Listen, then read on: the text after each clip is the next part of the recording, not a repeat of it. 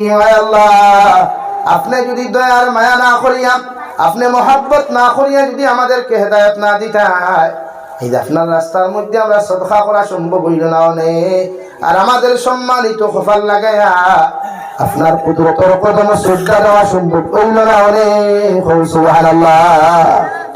যুসব পরিত্রাণ ভাই, বিশ্বনবীর জীবনে কোনোদিন ইচ্ছাকৃতভাবে তার জবান থেকে কোনো উচ্চারণ শব্দ করেন নাই। এর বাদেও সাহাবায়ে কেরামগুলোর কষ্ট দেখিয়া, সাহাবায়ে কেরামগুলোর জবান তাকিয়া, খুশির দোয়াগুলা দেখিয়া বিশ্বনবী আল্লাহর আদালতের মধ্যে রিকোয়েস্ট করেন, আল্লাহুম্মা লা আইশা ওয়াল আইশুল আখিরা। আল্লাহ, আমার উম্মত হলে দুনিয়ার কোনো শান্তি চাইতরা না, দুনিয়ার কোনো আরাম চাইতরা না, দুনিয়ার কোনো আরাম আর আয়েশা করতেরা চাইতরা না। তারা একমাত্র মারা যাওয়ার বাদে আখিরাতের দিন দেখি, ওখানে আরামের দিন দেখি চাইতরা। সুবহানাল্লাহ।